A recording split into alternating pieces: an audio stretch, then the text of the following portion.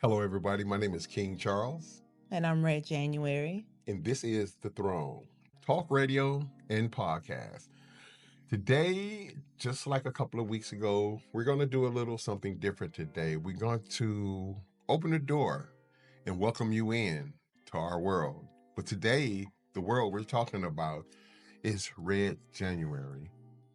And we do this, we felt that we should do this to allow you to know who is the real person behind the mics, behind the scenes, and that you hear and view.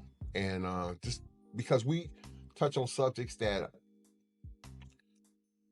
iterate and sometimes open up unhealed wounds, and I understand that from a viewer standpoint.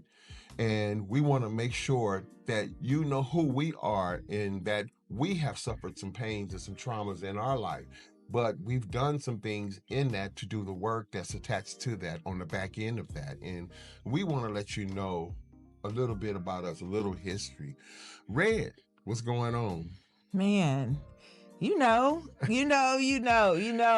always, in my hobbit hole in my head thinking of my next move. Just cultivating and creating and mothering and sheltering and learning and producing and imagining and praying and fasting and all of the things that I need to do for my life and my unit in this season. Come on, unit. Yeah, my little mini me's, man. There's some amazing human beings, and I have to give so much credit to who I am and who I'm becoming. To my kids, man, my unit, those are some intelligent young adults, and I mean they sharpen my iron just like I sharpen theirs. So that's what I've been doing, cultivating my unit and trying to ensure that as they transition into their adulthood, that they're prepared, that the weapons of their warfare are taken care of, are cleaned up, are sharpened,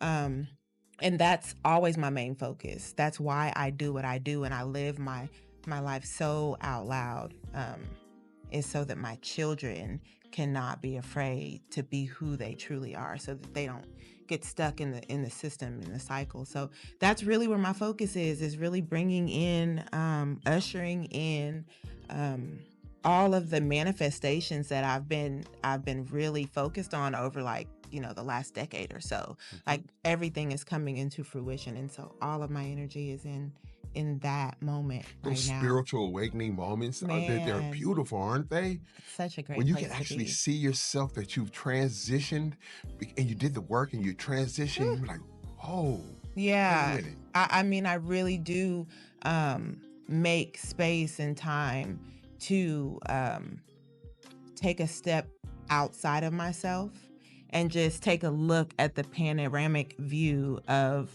my journey, and sit in a space of gratefulness and thanksgiving to the Most High for how far He brought me, and just being grateful that I never lost myself, that I was able to maintain a pure heart through all of the bullshit, that I didn't let it change me, but instead I alchemized my pain and turned it into something good. And so right now I'm sitting in my gratefulness, because I see, everything that I prayed for is sitting right at my door. I might not have all the money in the bank just yet, but this is the process. When you get to the point where you can sit in a space of feeling grateful for something that you haven't tangibly received, but you can see it through the glass. It's right there staring you in the face. Yeah, Like, there's nothing else to it's do but be attainable. grateful. Yeah, it's Yeah. attainable. The journey to becoming Red January. We in the industry, when we hear the name Red January, we already attach creativity to it. You know what I'm saying? That's just an automatic thing to people who know Red January, who's worked with Red January in any capacity, because there's so many levels and layers to your expertise and what you do, and your professionalism and your spirit. And different people in different industries know Red January for her creativity, moments, memories. How did this cultivate through your childhood? Tell us a little bit about that. Right into it. Um, I was always an awkward kid. I felt big head, skinny little, cute little church mouse. That was the nickname I had as a kid, and I spent all my time up under my granny, my grandmommy, and my granny, which is my mom's mother and grandmother, following them around at church, and my great grandmother, she was always in the kitchen of the church, and she was always creating, as far as like going down there and having their little mission circle and their quilting, or Hmm. she's going around to all Wow, the the old school the stuff. older Huh? people, the That's older women, and cooking for them and cleaning their homes and taking them, dinner, taking them to their doctor's appointments. And I would shadow her. I was always with her. That was my fucking guy, man.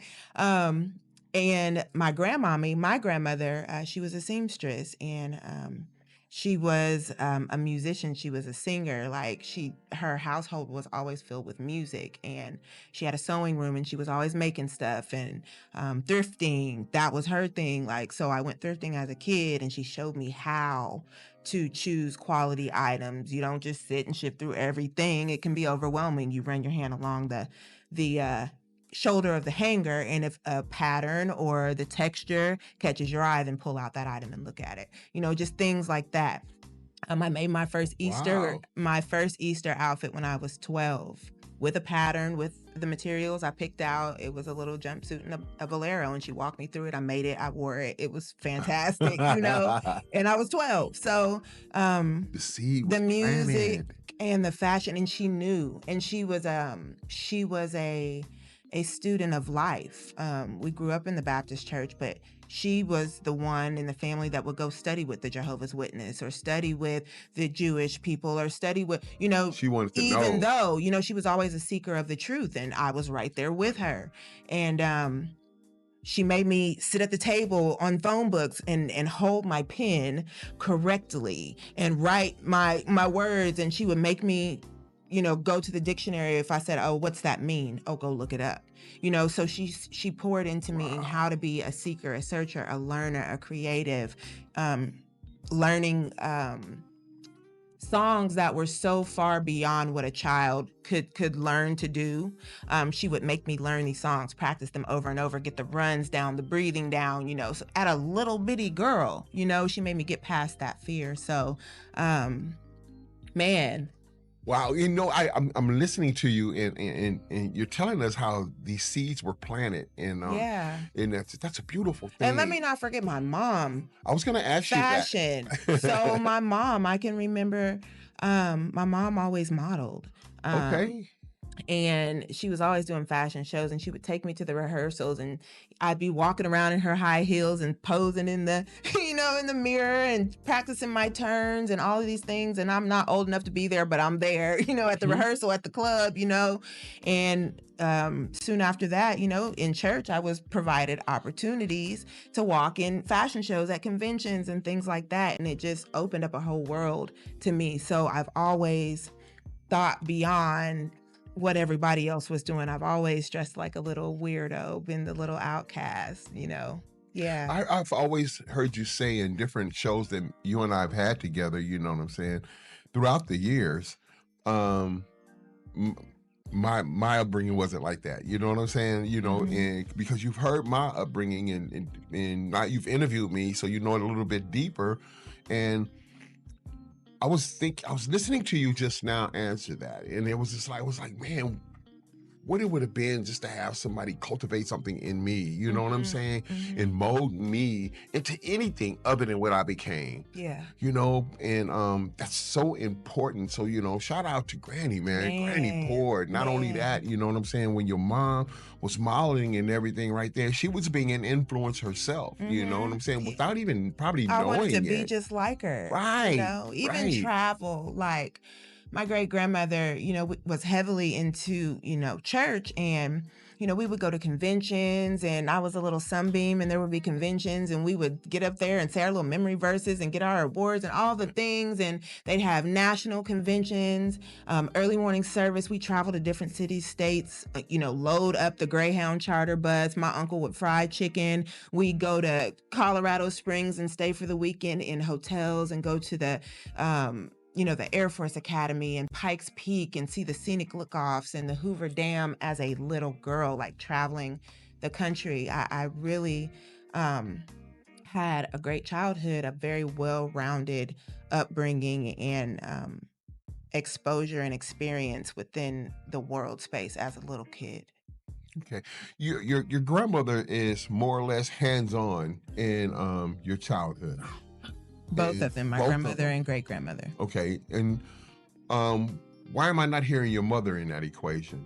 It was just more of I just loved being with Granny. I loved being in church, and every opportunity I got to go be with Granny, I wanted to go. And my Okay. mom would let me go. As I got older, things got more tumultuous, and my choice to be with grandma was different. But as a kid, that's just what it was. And my mom was a young mom. She was 17 when she had me. So yeah, you can go stay with your grandma. Like, I was a young mom. I get it.